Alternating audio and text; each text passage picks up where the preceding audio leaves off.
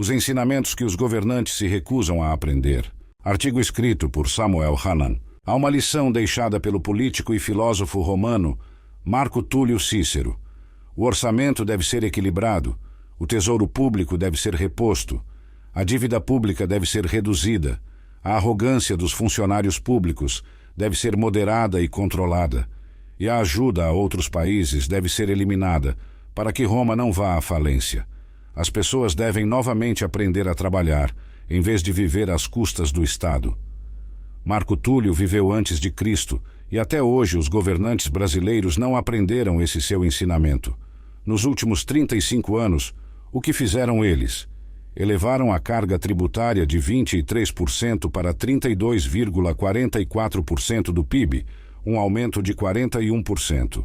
Como se negam a fazer o controle, esses gastos hoje ultrapassam 43% do PIB, 32,44% da arrecadação tributária, somados a 0,56% dos dividendos recebidos das estatais e a 10% de déficit público nacional. Neste ano de 2024, o país deve registrar um crescimento do PIB 3,1% maior que o ano anterior e uma inflação preocupante de 4,3%, ficando perto do limite legal. Significa que o governo terá um gasto que superará 5 trilhões de reais, tirando cada vez mais dos bolsos dos cidadãos, somente para rolar as dívidas que a gestão alimentou, para gastar cada vez mais e para manter privilégios, deixando em segundo plano o combate à corrupção. E pior, devolvendo à população os piores serviços entre as 30 nações com maior carga tributária do planeta. Houve, portanto, uma clara opção pelo orçamento desequilibrado, receita certa para o fracasso administrativo. Por incompetência ou desleixo, os governantes foram e continuam sendo responsáveis pela explosão da dívida pública, hoje crescendo vertiginosamente e de forma descontrolada, sem que tenham sido adotadas medidas sérias para buscar o controle e reduzir a gastança. Como se não bastasse, reina a arrogância. Ninguém é capaz de fazer um meia-culpa, reconhecer que o caminho atual não deu certo e trilhar outro caminho. O governo brasileiro precisa reduzir ufanismos propagandísticos e atuar com base na realidade, visando a redução de privilégios e gastos. A solução certamente não está em planos elaborados com o objetivo de apenas garantir sucesso em eleições e reeleições. Os novos rumos exigem a implantação urgente de políticas públicas que levem efetivamente à redução das desigualdades regionais, sociais e educacionais. Essas, sim, junto com os problemas ambientais, são os verdadeiros desafios da nação e não podem continuar deixados de lado. O povo brasileiro está gritando por socorro há décadas, ora sendo ignorado, ora sufocado, e agora a natureza também grita em razão de incêndios e da destruição de florestas, do bioma pantaneiro, de nosso patrimônio nacional. É um grito que não pode mais ser ignorado. O Brasil adotou um modelo autodestrutivo, no qual os donos do poder e seus amigos protegidos vivem do Estado. Desaprenderam a trabalhar e se dedicam a procurar a vitaliciedade nos cargos que ocupam, almejando, se possível, a hereditariedade. Os governantes recusam-se a aprender as lições fornecidas ao mundo por grandes pensadores e líderes mundiais ao longo da história. Exemplos não faltam. Empréstimos a países insolventes e historicamente inadimplentes continuam se repetindo não por socorro humanitário, mas para satisfazer interesses de nações alinhadas ideologicamente.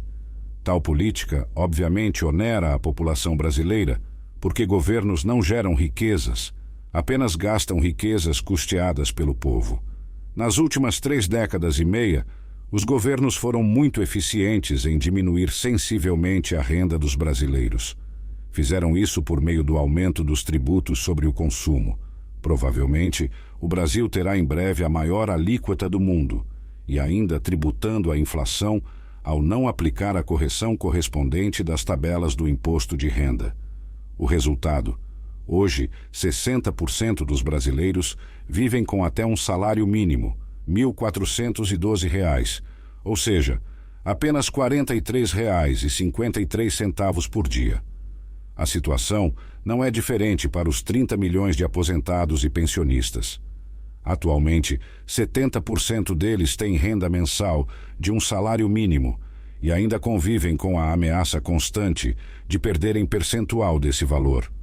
Outros 5.800.000 brasileiros vivem com a ajuda de um salário mínimo por meio dos benefícios de prestação continuada, BPCs. Difícil acreditar que essa grande maioria da população tenha liberdade política ou econômica, pois, como ensinou o economista e filósofo canadense, norte-americano, John Kenneth Galbraith, nada mais eficaz para limitar a liberdade, incluindo a liberdade de expressão, como a total falta de dinheiro. Galbraith ainda alertava: liberdade política sem liberdade econômica é ilusão. No entanto, não é apenas com a absurda tributação sobre consumo que o governo subtrai a renda do cidadão. Também faz isso com a tributação excessiva sobre geração de empregos, devido a pesadas cargas trabalhista e previdenciária. Há outro agravante: a geração irresponsável de déficit público nominal, hoje já superior a R$ 1,1 trilhão por ano, dado de 2023, o que obriga novos endividamentos e, consequentemente, mais juros e menos serviços à população, porque faltarão recursos. A situação de penúria da grande maioria da população brasileira é fácil de ser comprovada. Em 2023, a renda média per capita na região norte foi de apenas R$ 1.302 por mês, inferior a um salário mínimo. No estado do Amazonas, foi ainda menor, apenas R$ 1.166 por mês, o correspondente a 81% do salário mínimo. A situação é igualmente crítica na região Nordeste, onde a renda média mensal é de R$ 1.146 por mês. Alguns exemplos: na Bahia, é de R$ 1.129 por mês. No Ceará, de R$ 1.140 por mês. Em Sergipe, de R$ 1.198 por mês. E no Maranhão, somente R$ 969 por mês. A menor delas, correspondente a 69% do salário mínimo. O político e escritor norte-americano Harry Browne escreveu que o governo é bom em uma coisa: ele sabe como quebrar as suas pernas para depois lhe dar uma muleta e dizer: veja, se não fosse pelo governo você não seria capaz de andar. Pois o governo brasileiro, depois de tirar a renda do cidadão, oferece-lhe muletas como o Vale Gás, Vale Dignidade Menstrual, Bolsa Família e outros benefícios sociais, que, embora ajudem os mais necessitados, e devemos todos ser favoráveis a isso, não são capazes de dar-lhes independência e dignidade. Pelo contrário, essa situação cria as condições ideais para 40% da população brasileira com renda baixíssima se transformar em massa de manobra, o que obviamente não é bom para a democracia. O conhecimento torna o homem inservível para ser escravo, escreveu Frederick Douglass, abolicionista, estadista e escritor norte-americano. Entretanto, a educação como salvação é tema que aparece somente nas promessas em época de campanha eleitoral. O que vemos na prática tem sido políticas públicas comandadas pelo compadrio, e não por meritocracia e experiência na área educacional. Daí o desastre do Brasil nas avaliações do Programa Internacional de Avaliação de Estudantes, PISA, estudo realizado pela Organização para a Cooperação e Desenvolvimento Econômico, OCDE, a cada 3 anos. Nesse ranking, o Brasil tem oscilado entre a 65ª e a 69ª posição, entre os 80 a 90 países avaliados. Nosso desempenho também é pífio entre os países da América Latina, pois o Brasil permanece há anos entre a 8ª e a 9ª posição. O ensino em tempo integral, que seria um passo importante para mudar essa triste realidade, ficou na promessa de implantação rápida. Hoje, apenas de 10% a 12% dos estudantes da rede pública do país dispõem de escolas em tempo integral, com outra questão grave: a péssima remuneração dos professores. O ensino público não evolui. Acaso incompetência ou temor de que o conhecimento liberte? Há ainda Outro grave problema nacional que a história não foi capaz de dar cabo: a corrupção.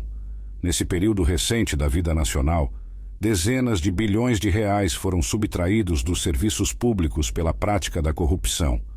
Escândalos como o dos anões do orçamento, do mensalão, do petrolão, do eletrolão, dos correios e os esquemas revelados pela Operação Lava Jato vêm se sucedendo ano após ano sem que a nação assista à punição efetiva dos envolvidos. Não faltam anistias, prescrições e anulação de condenações, inclusive após julgamento nas cortes superiores, apesar dos acordos de delação premiada e de leniência, com bilhões de reais devolvidos por empresas que confessaram a prática, tudo alimentando na sociedade a falsa sensação de que o crime compensa. Nesse aspecto, é preciso prestar atenção à frase atribuída ora ao humorista, escritor e dramaturgo Jô Soares, ora a Joaquim Barbosa, ex-ministro do STF. A corrupção não é uma invenção brasileira, mas a impunidade é uma coisa muito nossa. Seja quem for o verdadeiro autor, deu-nos uma lição. A história, aliás, está repleta delas. É preciso, entretanto, ter humildade para aprender.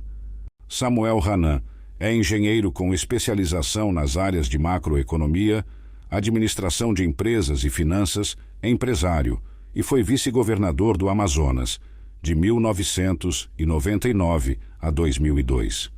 Autor dos livros Brasil, um país à deriva e Caminhos para um país sem rumo. Acesse o site samuelhanan.com.br.